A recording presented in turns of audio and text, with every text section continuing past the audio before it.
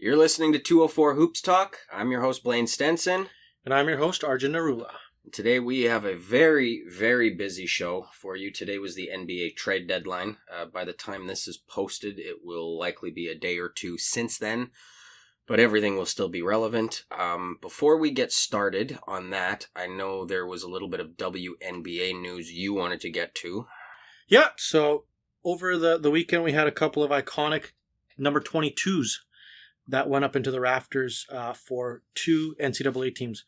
First was the Iowa Hawkeyes, and Caitlin Clark had her jersey retired.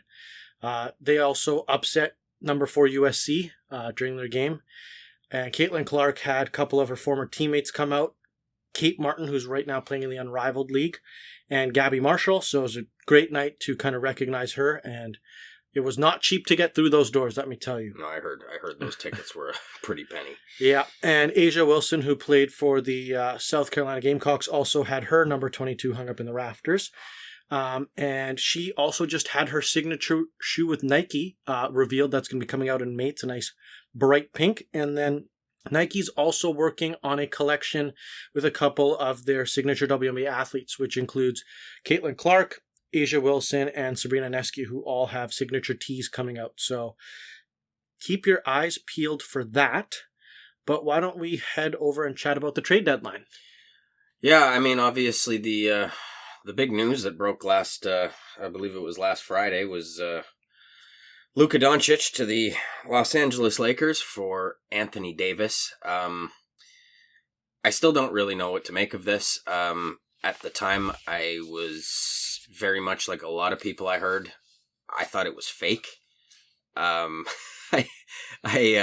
still even as we're doing this recording, it still doesn't look right to me. But I was leaving a friend's house and the Bleacher Report notification popped across my phone, and I had to like rub my eyes because I thought I was reading it wrong, and I still thought I was reading it wrong even now. You texted me and you're like, I think Shams got hacked. And I'm like, yeah, what do you mean? I know that was my initial reaction, which, when I got home to ESPN, I know there was a lot of people that were kind of, saying the same thing, but what were your initial thoughts once we realized that the trade was real? I was in shock. When I look at the Mavs and, what they're building around, Luka's, 25? Yeah. Took him to the finals last year. He was kind of their future, right? And I look at how they took care of Dirk. Another international player. Yeah, he didn't have the notoriety, but he stuck it out in Dallas. And I kind of thought that's what was going to happen with Luka, but it seems like, I don't know if they're worried about his weight, the injuries, or what, or they went in a different direction, kind of blindsided the league and the fans. And the fans were pissed off. I mean, there's been, protests. I saw somebody carrying a coffin with a Mavs flag over it. I saw that. We were talking about it earlier with like the refund for season ticket holders that pulled out. Yeah, that's unbelievable. I've never seen a team do that, but you can tell. I saw more comments on Twitter saying how like I'm done as a Dallas Mavericks fan. I mean, I feel really bad for the fan base. And, unfortunately, it's crazy. Like, it speaks to how good Luka is, right? When you get a guy who's as good as Anthony Davis, and they're calling it one of the most lopsided trades in NBA history.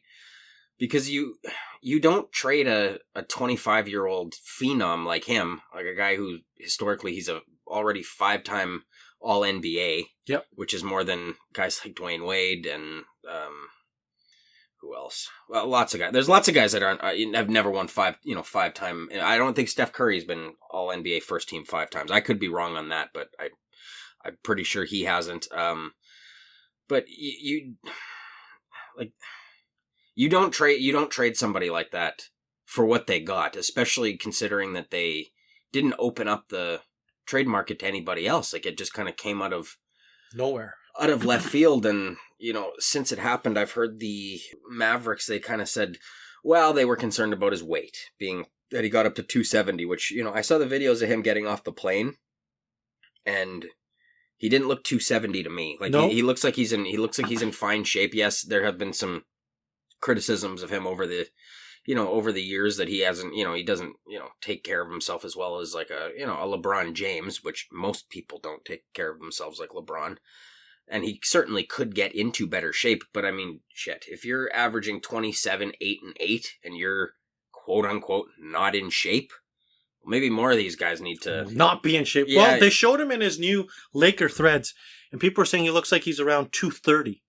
And the other thing I heard is maybe he's going to be walking around with a six-pack now because, one, he's got something to prove, and two, he's got probably the best conditioned athlete in the NBA, especially from a longevity standpoint, as kind of his right hand. So, we'll see what that looks like. But I wanted to kind of just dive into something about, there's been a lot of talks. Did people know about this beforehand? Did LeBron know? Did AD know?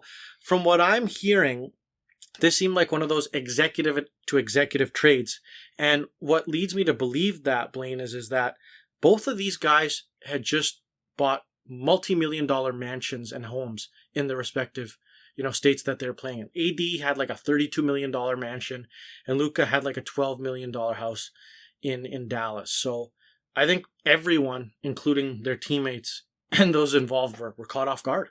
Well, what I did hear is a few weeks ago when Dallas and LA were playing, I guess Nico Harrison, who is now public enemy number 1 in Dallas. Mm-hmm.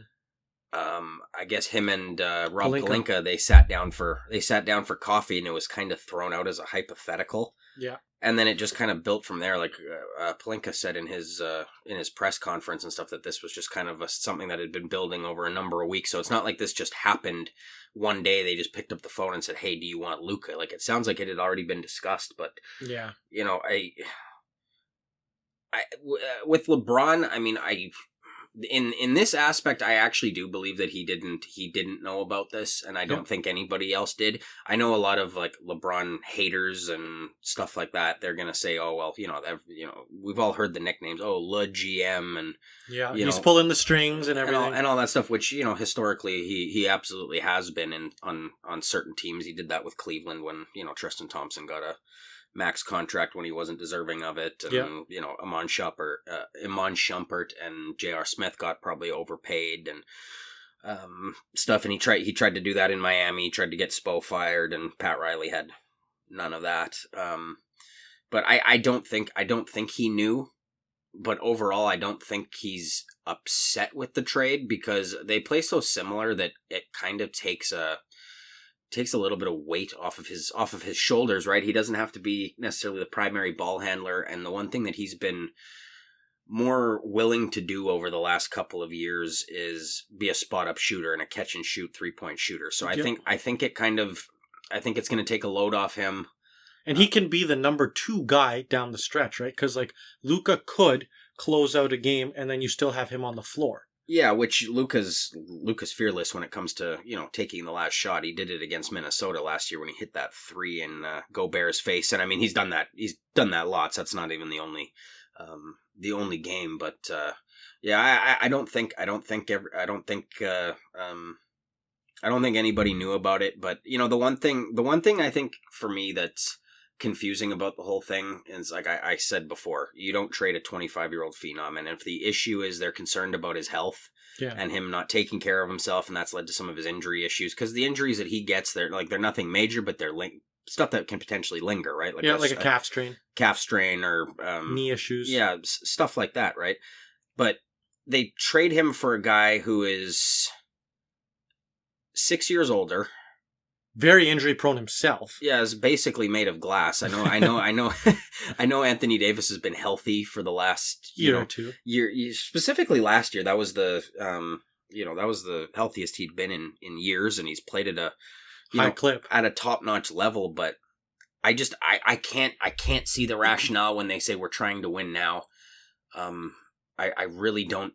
From a Dallas perspective, I don't understand it. From a Lakers perspective, you have to take that deal. If that's being offered to you and Luka Doncic is being offered to you, especially for Anthony Davis, Max Christie, and 1 first-round pick. Yeah.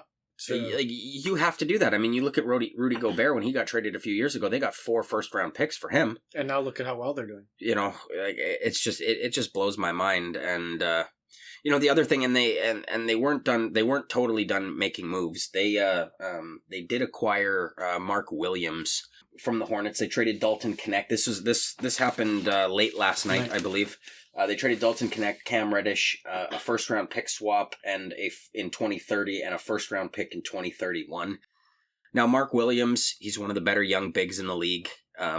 Another guy who's had some, issues with injuries and stuff like that, but he's a guy that averages about 16 and 9, 15 and a half and 9, somewhere in somewhere in that ballpark. So overall, and he's a good rim protector. So I think that does fill the void of the void. And I actually kind of, when you look at the roster, I kind of do like how they're kind of set up now. So overall, I think they made some. I think they're the winners of the trade deadline as far as I'm concerned. Now it just remains to be seen how LeBron and Luka fit together. Yeah, I think it will fit together better than some people are expecting, just given LeBron's age. If this was, LeBron at 33. Totally different story. I'd have some questions because LeBron would not be willing to play second fiddle to anybody. And really, I mean, the guy's the second best player of all time, so why would he play second fiddle? And really, as good as Luka is now, I still don't think he's as good as LeBron at his peak. Like that's just the reality of it and stuff. But overall, with all the trades that were made, I do believe that the Lakers won the trade deadline. But there was another big trade that was made the other day, and that was De'Aaron Fox to the Spurs. Yeah, and with Sacramento going through what they've gone through, right? I mean, Mike Brown got fired, former Raptor and former King Doug Christie kind of at the helm, taking over and coaching there. That was an interesting one. And De'Aaron Fox is one of the few players that's already made his debut after being traded. And he had about, he dropped 24 points in that game. It was 24 and 13. And talk about making an impact. Yeah, I mean he was on. He shot a good field goal percentage. I don't have the stats right up where I can see what his shooting numbers and stuff were, but I was watching the game.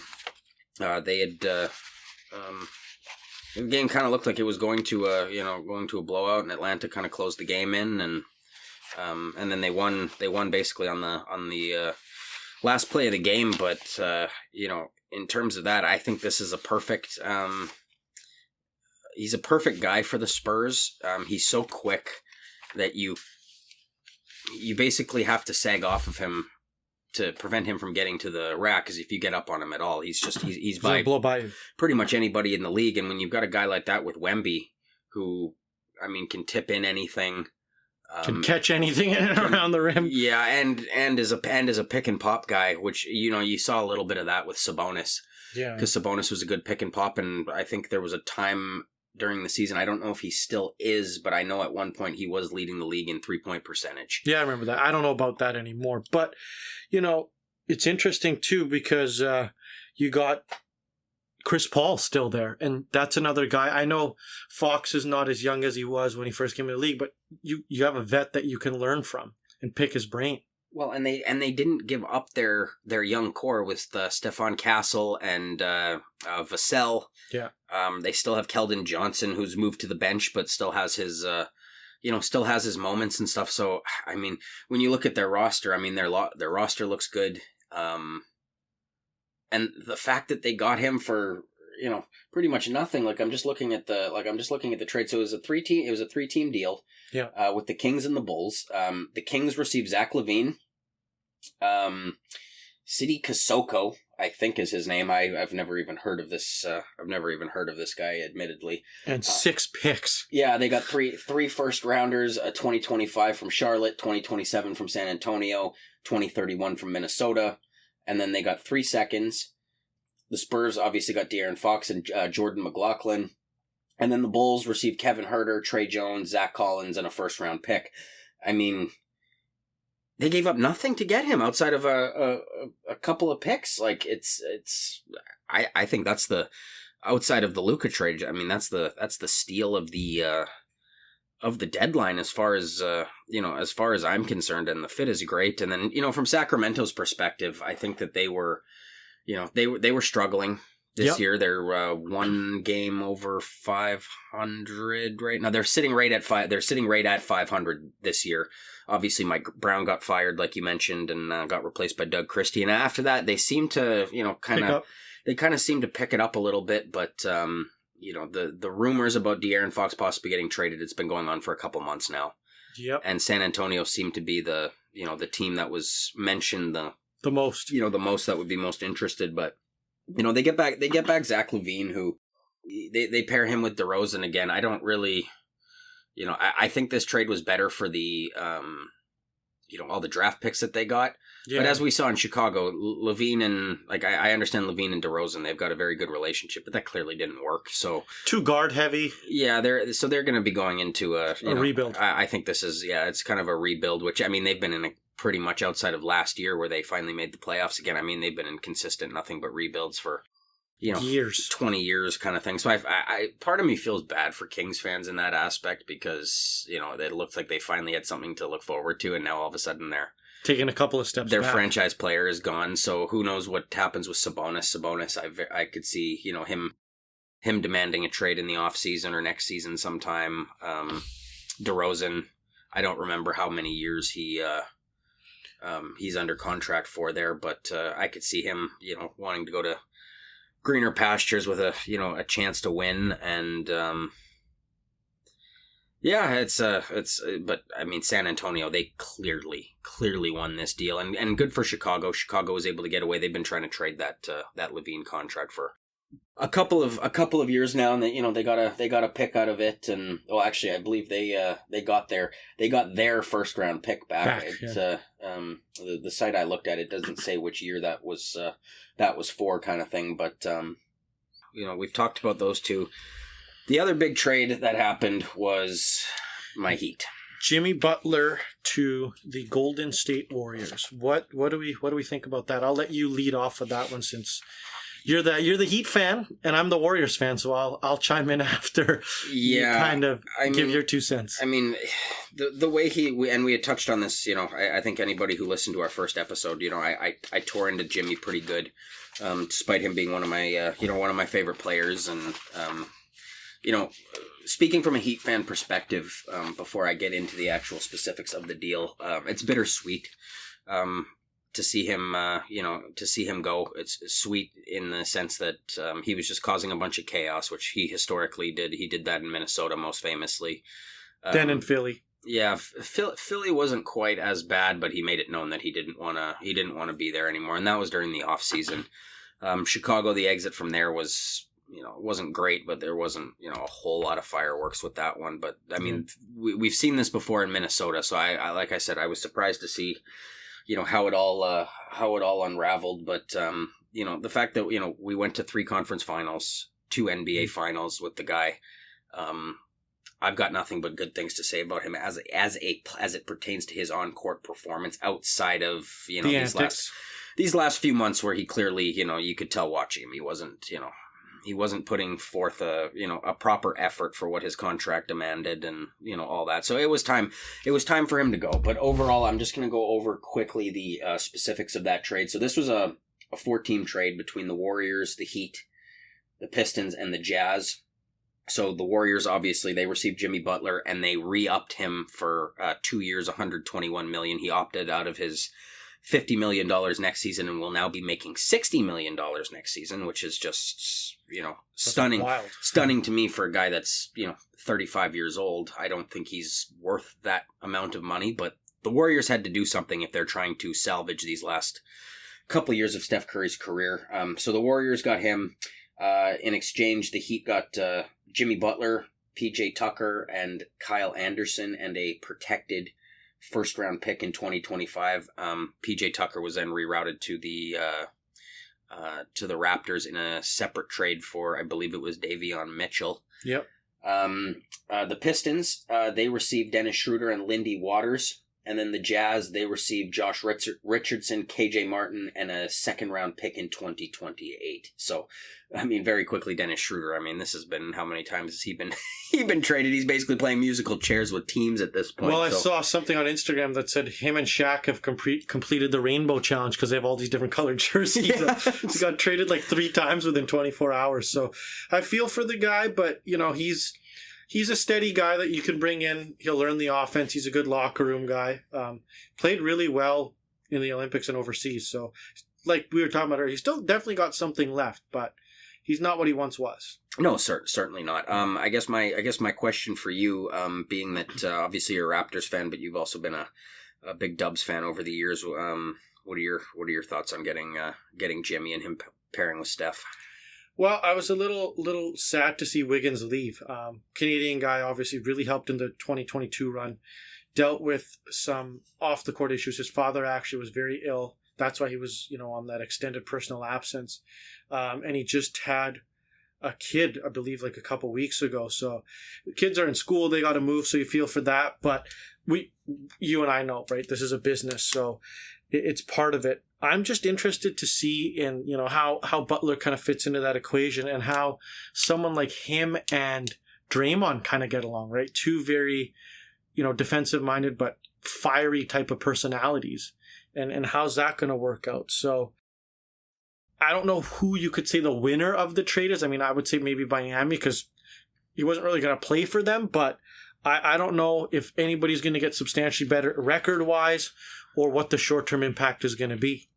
I mean, I certainly think the Warriors in the short term, I do think their record is going to improve a little bit because Jimmy still brings, he's still a very good defender. And when he's engaged, I mean, he's still a, 25-5. And then in the playoffs, I mean, everybody he turns it on. Everybody, references playoff Jimmy, which is definitely a thing. He's one of the, I don't want to say one of the few players, but he's one of the players that can really step up his performance come postseason. So yeah, and I think he kind of fits in with a lot of different styles, and Steph has shown over the years. I mean, he can play with just about anybody. So I think really my only question would be, I mean, the age. I mean, Steph is 36 now, and Jimmy's 35. So Draymond's not getting any younger. No. So I think I would say personally, from my perspective as a Heat fan, I would definitely say that Warriors won this trade because they're getting the best player. Yeah. However, we did get Andrew Wiggins. Yeah. As you mentioned, he's a solid player. He was certainly the second best player on their title run a few years ago. But he's since then he's kind of done that thing again where he kind of loses it. And like you said, he's had some off the court issues with his father and whatnot. So I think his mind has been taken away from that. I am optimistic though, because of what he's capable of, from a defensive standpoint. He's a very good defender. And then offensively, I mean, he's got a very complete offensive game. I mean, there was a time when this guy was called the next Kobe Bryant, which clearly didn't turn out to, Maple Jordan is his nickname. So yeah. So, I mean, I'm optimistic that he'll at least, he's going to be serviceable for us. And Miami historically has done a very good job of getting the best out of players and stuff. Like we were discussing before the show, we were discussing Gabe Vincent, who plays on the Lakers, and he's been hurt for a lot of the time with the Lakers, but he certainly has not been as good as he was with Miami. And it seems to, this kind of seems to happen where Miami gets the best out of these guys. They find these diamonds in the rough, these undrafted players, they get them playing really good, and then they go off somewhere and all of a sudden I don't want to say forget how to play, but just not being around the culture and the rigid nature of the Miami Heat. They seem to, have a little bit of a decline, a little bit of a fall off kind of thing. So I'm optimistic that that he's going to be a decent player. We're certainly not our title contending days certainly over here for the foreseeable future, even with him and the emergence of Tyler Hero and Kalel Ware, who's now probably the leading candidate for Rookie of the Year, despite really only playing most of the last month and a bit. So still got half a season to go. So yeah, definitely. So but we have a lot of trades we need to get to. So I would like to ask you. We haven't really touched on the Raptors much over our first 2 episodes, but.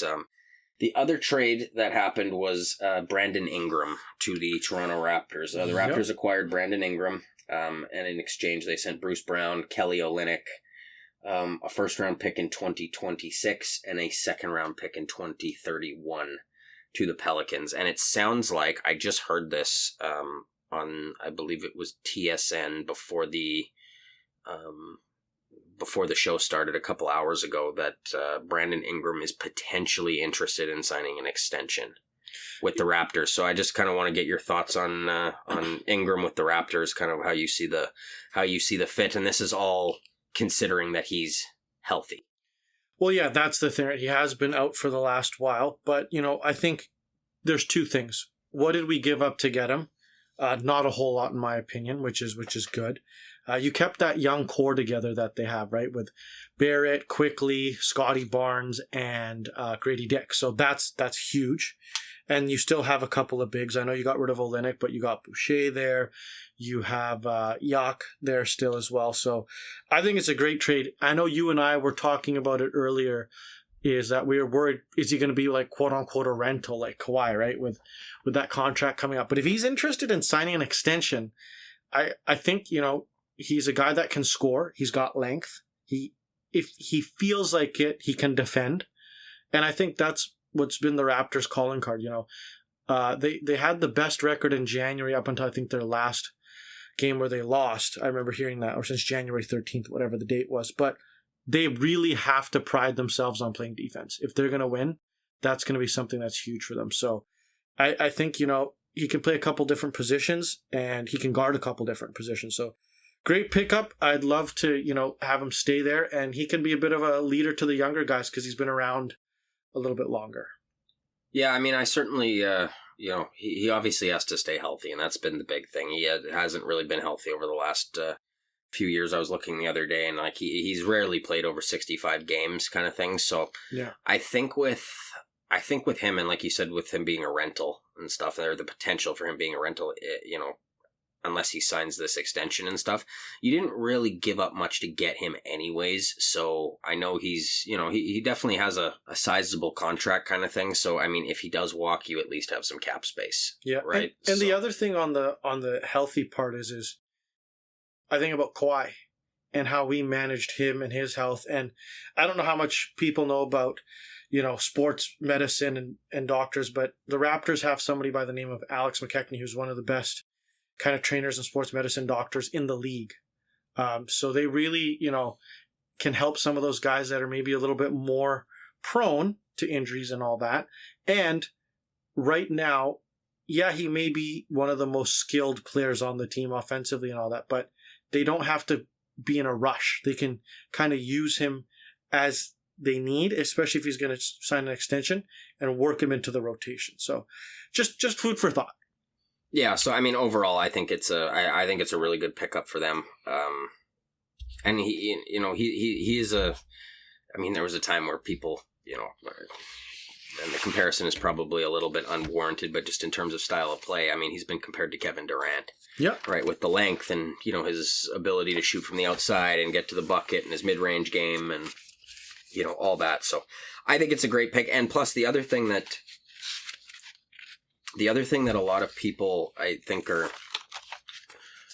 maybe not mentioning, and it's been mentioned up here in Canada a little bit more and stuff, but the Raptors historically have had a hard time with attracting free agents and attracting big-name players that want to actually stay, as we saw with Kawhi. I mean, he was a one-and-done, and it was, probably one of the only times in NBA history I can think of that a player comes in and they win a championship that first year. I mean, it was really the stars kind of aligned perfectly, and it was kind of they still had a lot of the team that was still intact from the DeRozan days, and it was obviously it was obvious that DeRozan and Lowry, it was just never going to work. They were both too inconsistent, come playoff time. But I'm getting a little off topic, but I think it's big if he does sign an extension. I think it's a big step forward for the franchise that they're actually now able to maybe get some of these big name better players, and then like you said, it's it just adds to their core, because I was a little confused last year when I don't want to say confused, because the rumors had been swirling for 6-7 months and stuff that Siakam was going to be on his way out. But I mean, once you got Barrett and you've got you had Quickly, Barrett, Scotty Barnes, and Siakam. I mean, I thought that was a pretty good core of young players, where now you just kind of have to piece in the role players and make it work.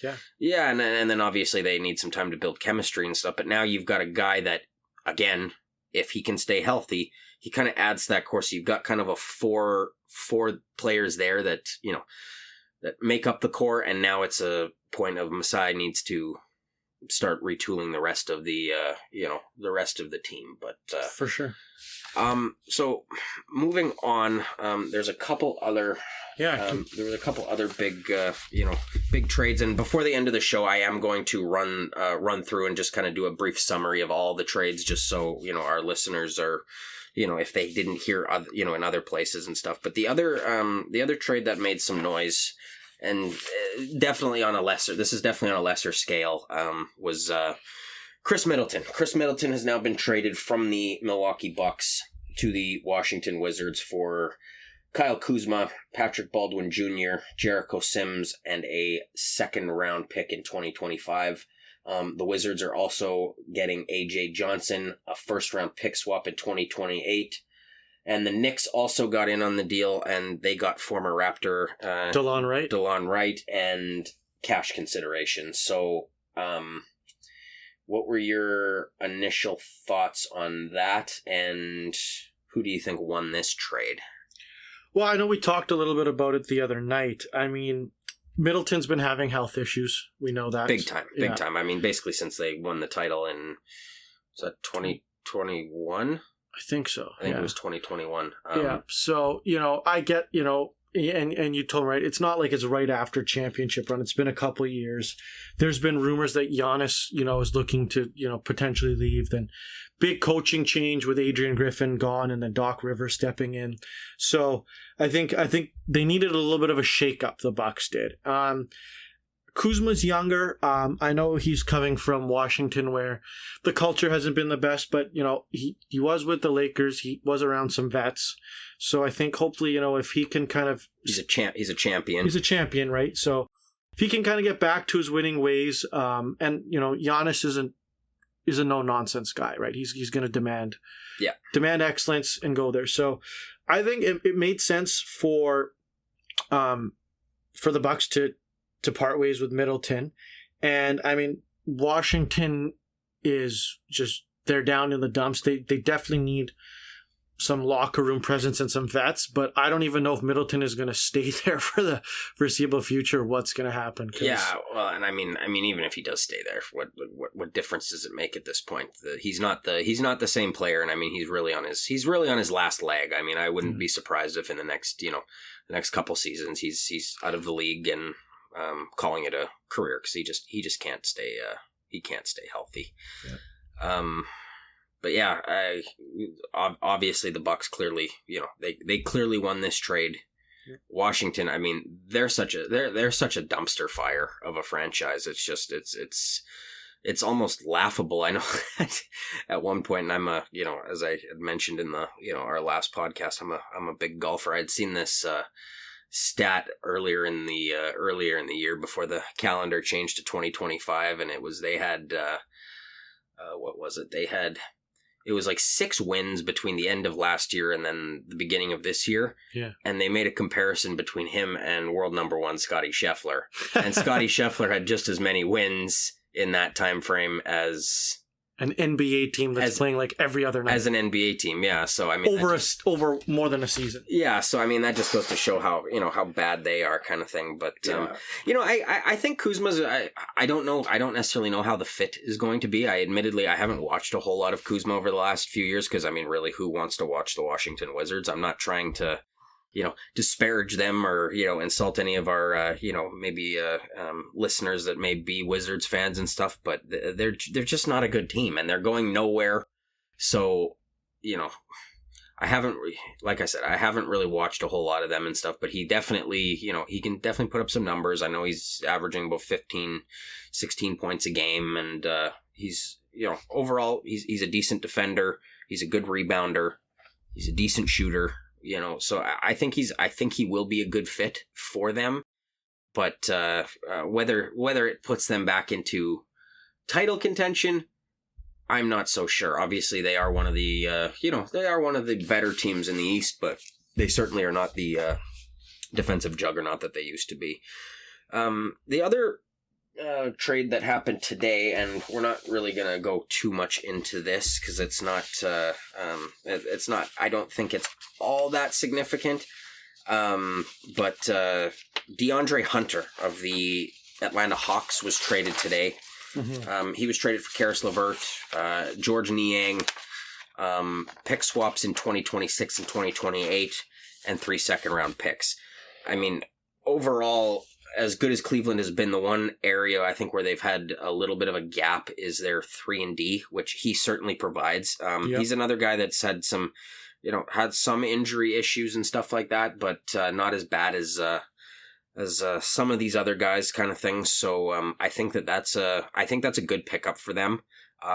Letting LeVert go, I mean, LeVert is definitely he's definitely a punch off the bench and stuff like that. But from what I understand, from listening to other, NBA experts that are, more expert, have better expertise than we do and stuff, he was definitely one of the better six-mans, because I know he was coming off the bench for quite a while. So I would assume he will get into that starting lineup, I would assume, because he adds that 3-and-D aspect to it. But do you have any thoughts on that trade? Yeah, I mean, Cavs are really guard heavy, right? You got, Donovan Mitchell there.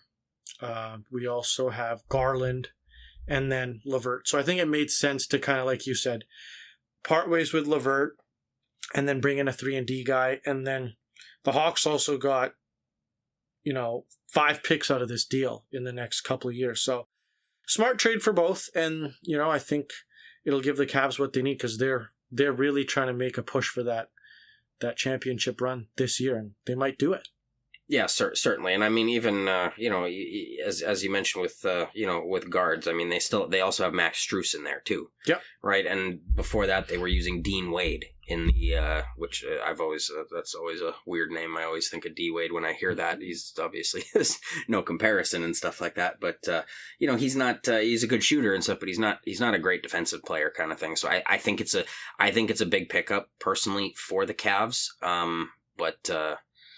As for the Hawks seem to be in this weird state of, they're kind of stuck in limbo, where they're stuck between a rebuild and a retool, where I think they need to make up a decision here pretty quick, because, I mean, Trae Young has now been in the league for 7 years. Mm-hmm. Who was it? Jalen Johnson, I believe, is out for the season. And then they've got that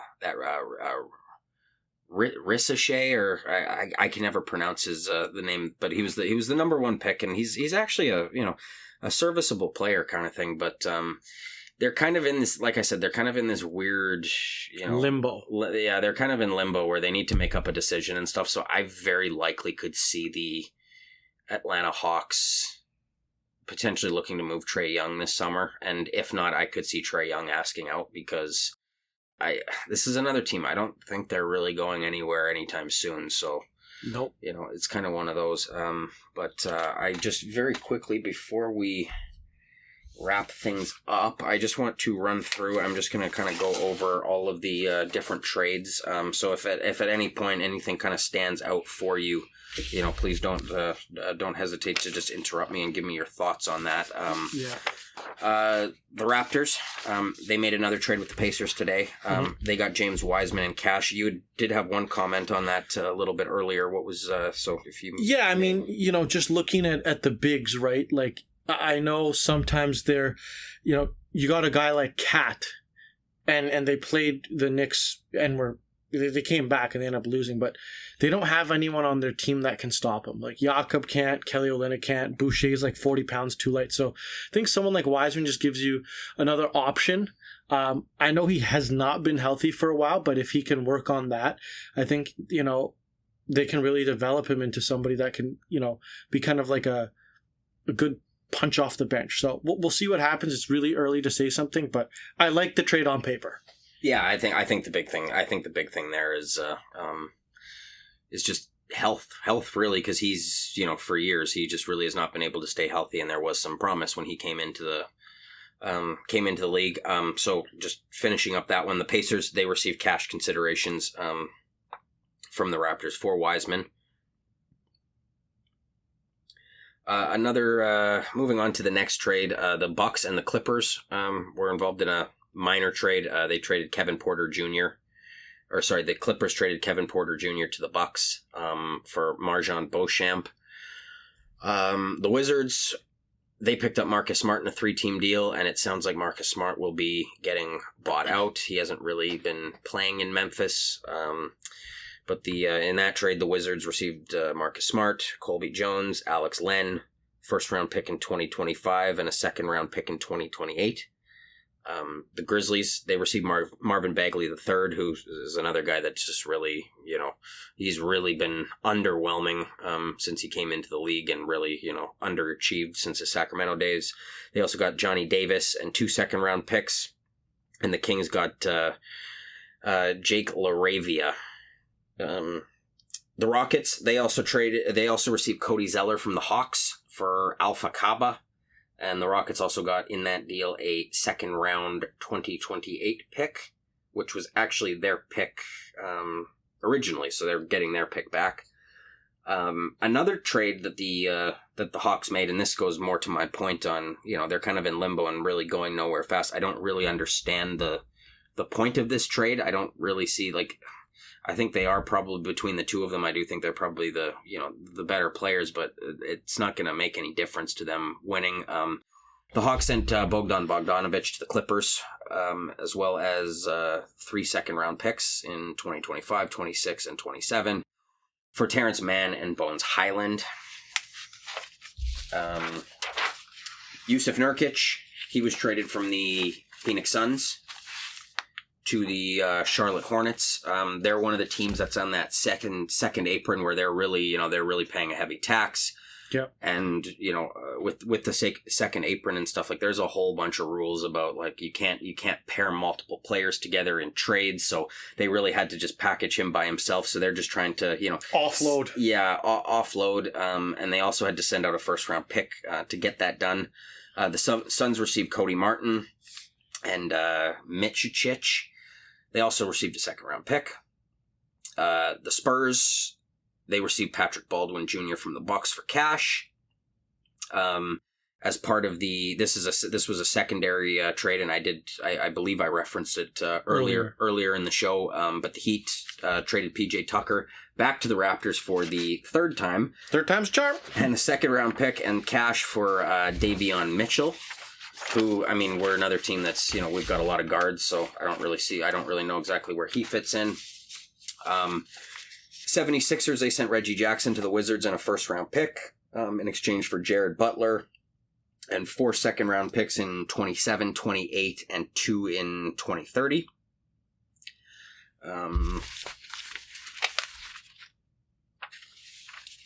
Another former Raptor was also on the move today. I know a player that you've had a soft spot for a long time. Wizards sent Jonas Valanciunas to the Kings for Cissoko and 2 second round picks. Do you have any comments on on Valanciunas. Yeah, he gets to play with DeMar again. I mean, yeah. JV's such a good player. I know there was people talking about should he have gotten a ring because, I think if you play a certain number of games with a team before when they win a ring, you're eligible even if you get traded. He didn't, but he's just a good guy. Anywhere you send him, Memphis, he played with the Pelicans. He's just going to work his tail off. You don't got to run stuff from him. He's a good locker room guy. And he's an extension of a coach on the floor. So just a guy that I've always had respect for. I'd love to see him on the Raps before he ends his career, if possible. And he can shoot free throws as a big, which is not common these days. Yeah, well, I mean, bigs nowadays can definitely shoot better than they used to. I mean, when we were kids, it was if a 7-footer went to the line, I mean, it was that was usually a good foul. Yeah. Moving on, Daniel Tice, he got traded to the Thunder for cash, and the Thunder also received a second-round pick in that deal. The Rockets, they received Jaden Springer from the Celtics and a second-round pick in exchange for a second-round pick in 2031. KJ Martin, I believe I mentioned this earlier, he was traded to the Pistons, who then I believe was rerouted in one of the other trades that I mentioned. That's such an insignificant trade. I'm kind of it's been a busy day, so I'm kind of getting those confused. But in that trade, the Pistons got KJ Martin, 2 second-round picks for cash. The Sixers received Quentin Grimes. This was another deal with the Mavs. The Sixers received Quentin Grimes and a second-round pick in exchange for Caleb Martin, who I think is a good pickup for them. Just kind of filling in with their what they're trying to do, and they're a team that we spent so much time talking about the Lakers, we didn't really touch on the Mavs, so that'll probably be something for another episode as we see kind of how they make out on their side of this, and see how how Mavs fans are taking the bad news. The Hornets and the Thunder, they exchanged second round picks in 29 and 30, and basically rounding out the trade deadline. PJ Tucker, who we mentioned, is now back in Toronto. This was a few days ago. This was on February 1st.